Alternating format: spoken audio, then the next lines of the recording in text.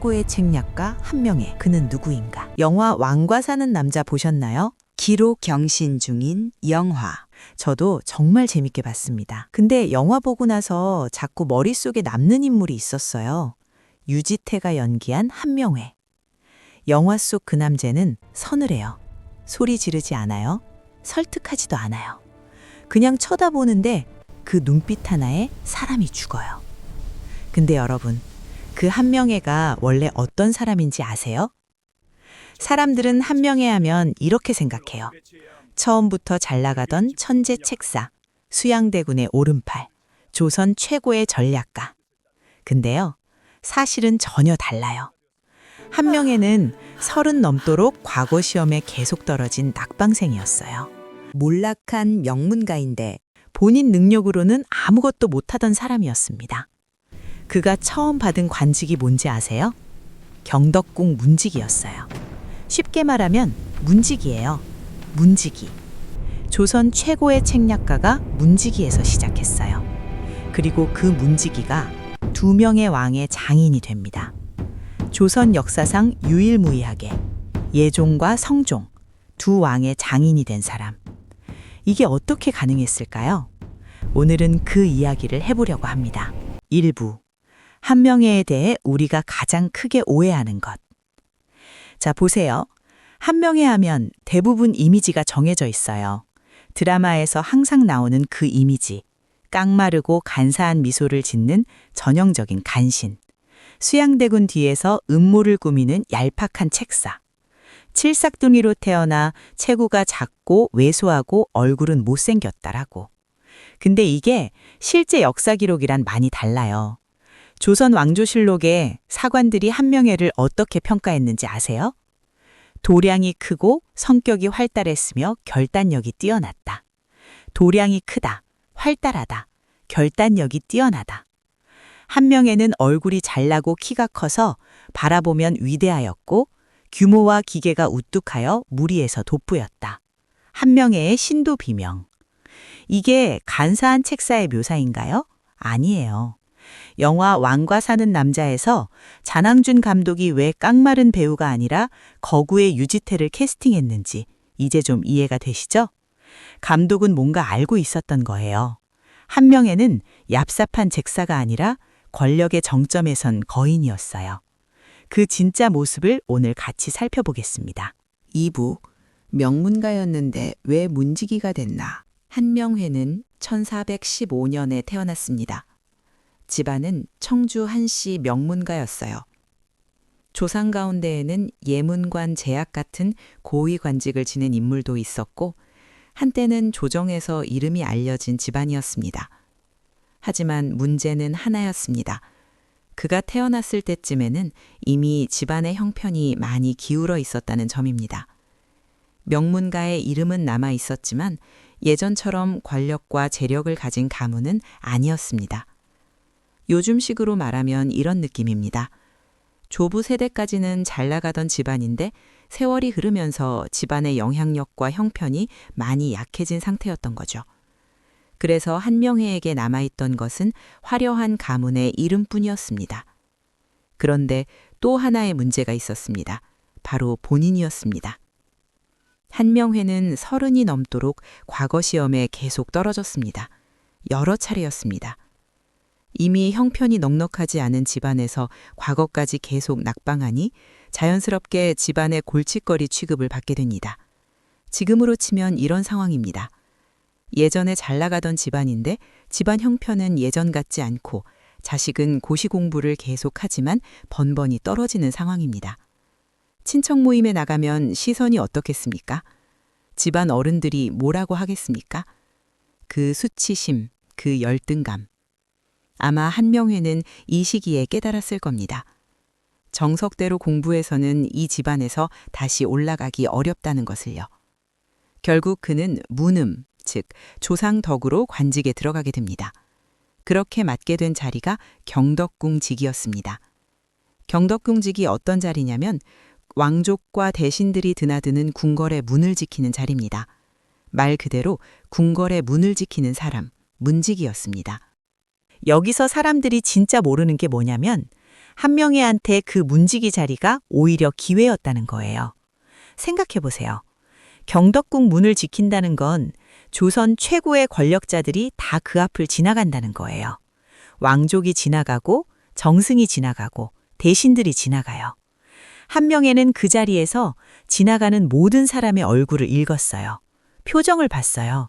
걸음걸이를 봤어요. 누구와 함께 다니는지 봤어요. 누가 잘 나가고 있는지, 누가 지고 있는지를 봤어요. 영화 관상에서 송강호가 관상을 보잖아요. 어쩌면 한명회는 그 관상가보다 더 뛰어난 사람 읽기 능력을 가진 사람일 수 있어요. 책으로 배운 게 아니라 현장에서 매일 직접 관찰해서 익힌 능력이니까요. 그리고 어느 날, 한 사람이 그 문을 지나갑니다. 수양대군이었습니다. 한명회는 직감했어요. 저 남자는 지금 자리에 절대 만족하지 않는다. 근데 한명회가 그냥 수양대군을 만난 게 아니에요. 여기에 결정적인 연결고리가 있어요. 한명회한테 권람이라는 절친한 친구가 있었는데 이 친구가 장원급제한 실력자였어요. 그리고 권람이 먼저 수양대군과 가까워졌고 권람이 한명회를 소개해줬습니다.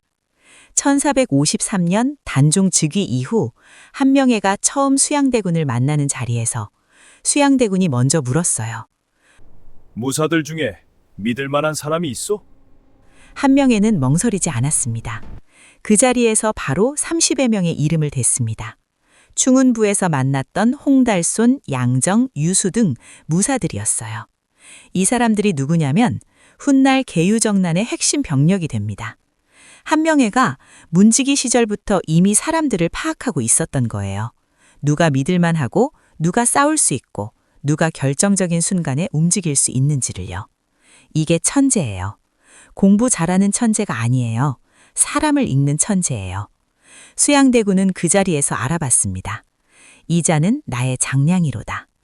장량은 한나라 유방의 최고 책사예요. 수양대군이 한명회를 장량에 비유한 거예요. 살생부, 조선 역사상 가장 냉혹한 문서. 계유정난을 준비하면서 한명회가 한 일이 있어요. 살생부를 만들었습니다. 살생부가 뭐냐면 조정 대신들을 죽일 사람과 살릴 사람으로 나눈 명단이에요. 한명회는 이걸 어떻게 만들었을까요? 각 대신들의 성향을 분석했어요.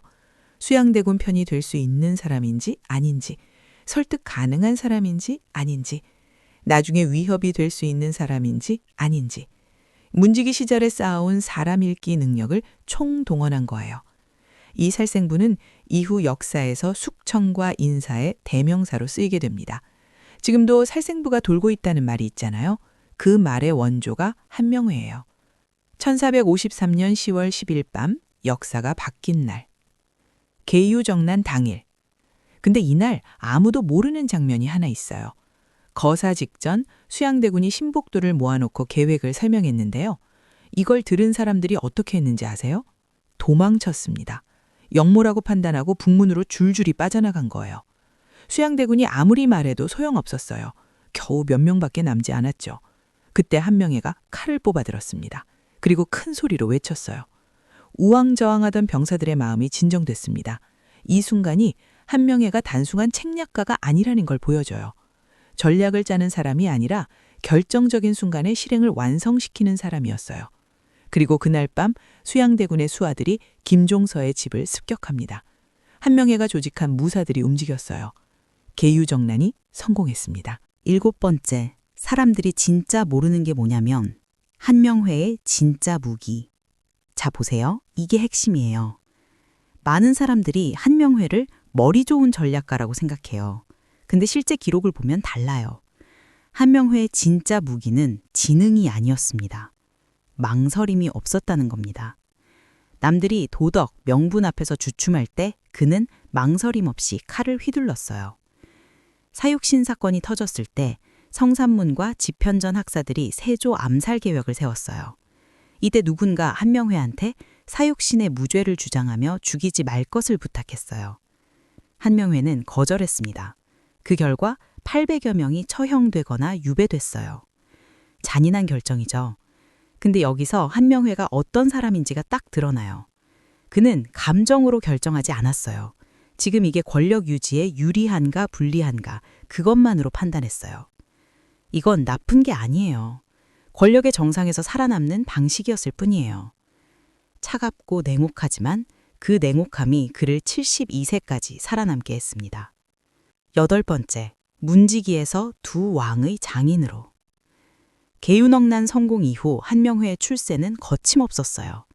정난 1등 공신, 군기 녹사에서 동부 승지로, 세조 즉위 후 좌익 1등 공신, 이조 판서, 영의정, 그리고 결정적인 한 수, 딸을 왕실에 보낸 겁니다. 셋째 딸을 세조의 차남 해양대군과 혼인시켰어요. 이 딸이 훗날 예종의 왕비 장순완후가 됩니다. 넷째 딸은 성종의 왕비 공해왕후가 됐어요. 조선 역사상 유일무이하게 두 왕의 장인이 된 겁니다. 예종의 장인이면서 성종의 장인. 생각해보세요. 이게 얼마나 대단한 일인지. 문지기로 시작한 남자가 2명의 왕을 사위로 두게 된 거예요. 한명회의 호가 압구정인데요. 갈매기와 벗한다는 뜻이에요. 지금 서울 강남구 압구정동의 이름이 바로 여기서 나왔어요. 한명회가 한강변에 지은 호와 정자 이름이 압구정이었고 그 지명이 지금까지 남은 거예요. 요즘 압구정이 어떤 동네예요? 대한민국 최고 부촌이잖아요. 한명회가 얼마나 화려하게 살았는지 그 이름 하나만으로도 느껴지죠.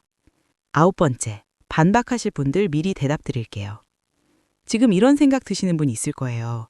그래도 한명회는 어린 왕을 죽음으로 내몬 나쁜 사람 아닌가요? 맞아요. 부정하지 않아요. 단종은 17살에 영월에서 죽었어요. 그 죽음의 설계자 중 한 명이 한명회였습니다. 단종의 부인 정순왕후는 왕비 자리에서 쫓겨나 동대문 밖 초가집에서 64년을 살았어요. 염색 노동으로 연명했습니다. 매일 아침 동망봉에 올라 영월 방향을 바라보며 통곡했어요. 그 모든 비극의 출발점에 개유정난이었고 그 개유정난 설계한 사람이 한명회였어요. 이걸 부정할 수는 없어요. 다만 제가 오늘 말씀드리고 싶은 건 이거예요. 한명회를 단순히 악인으로만 보면 그 사람을 반만 이해한 거예요. 그는 시대의 산물이기도 해요.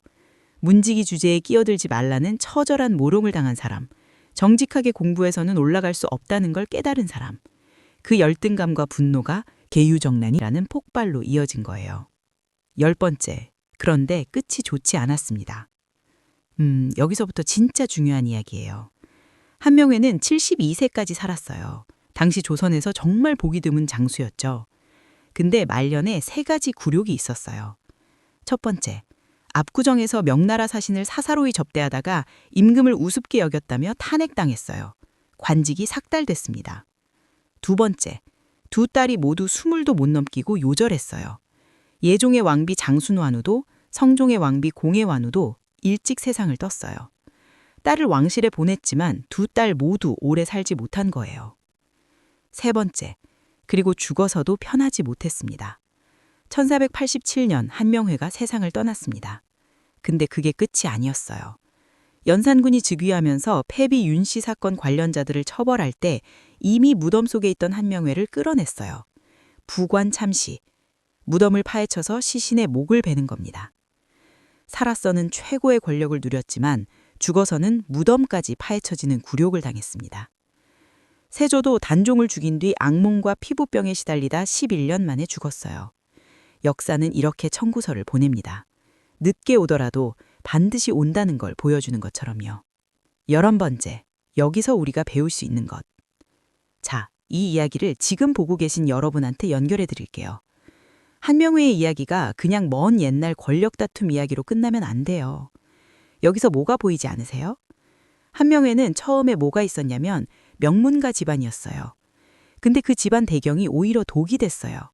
집안을 믿고 정직하게 준비하지 않았거나 준비했어도 실력이 따라주지 않았어요.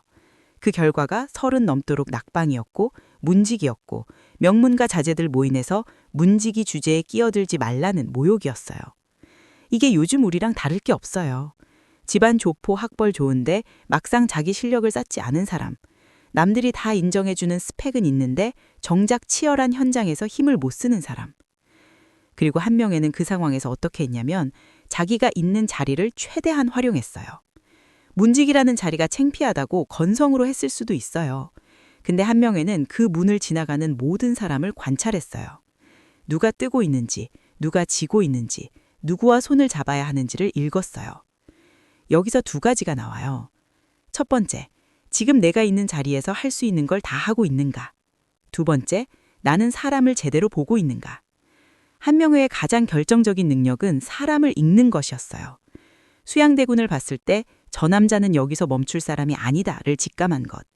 계유정난 전날 밤 병사들이 도망가는 상황에서 지금 흔들리면 끝이다를 읽은 것. 이 능력은 타고나는 게 아니에요. 매일 현장에서 쌓인 거예요. 12번째, 한명회를 어떻게 볼 것인가? 오늘 이야기를 마무리하면서 한 가지 질문을 드릴게요. 영화에서 유지태가 연기한 거인 한명회, 그 침묵, 그 판단, 그 냉혹함. 한명회 같은 사람은 나쁜 사람인가요? 아니면 뛰어난 사람인가요? 둘 다예요. 그게 이 사람의 비극이기도 하고 이 사람의 위대함이기도 해요. 30을 넘도록 낙방하고 문지기로 시작했지만 두 왕의 장인이 됐습니다. 조선 역사상 유일무이하게요. 그 과정에서 단종 같은 어린 왕이 죽었고 정순완우 같은 여인이 64년을 동대문 밖 초가집에서 울었어요. 한명회는 이겼어요. 살아서는요. 근데 죽어서는 무덤이 파헤쳐졌습니다. 역사는 결국 가장 공정한 심판관이에요. 빠를 수도 있고 늦을 수도 있어요. 근데 결국 청구서는 옵니다. 마지막으로 한 가지만요. 여러분 중에 지금 한명회의 젊은 시절 같은 상황이 있는 분들이 있을 거예요. 집안은 괜찮은데 내 실력이 따라주지 않는 것 같고, 스펙은 있는데 세상이 알아주지 않는 것 같고, 30이 넘었는데 아직도 내 자리를 못 찾은 것 같고. 한명회는 그 상황에서 원망하지 않았어요. 자기 자리를 창피해하지 않았어요. 그 자리에서 눈을 열었습니다. 지금 내가 있는 자리가 어디든 그 자리에서 볼 수 있는 것들을 놓치지 마세요. 사람을 읽는 능력, 흐름을 읽는 능력, 결정적인 순간을 알아보는 능력. 이게 한명회가 문지기에서 두 왕의 장인이 된 이유예요. 물론 그 능력을 어디에 쓰느냐는 여러분의 선택이에요. 한명회처럼 쓸 수도 있고 다른 방식으로 쓸 수도 있어요. 다만 그 능력 자체는 여러분도 키울 수 있습니다. 지금 이 영상을 끝까지 보셨다면 이미 흐름을 읽으려는 마음이 있는 거예요. 구독 버튼 아직 안 누르셨다면 지금 눌러주세요. 벨도 꼭이요. 다음에도 우리가 제대로 몰랐던 역사 속 인물들의 진짜 이야기로 찾아뵙겠습니다.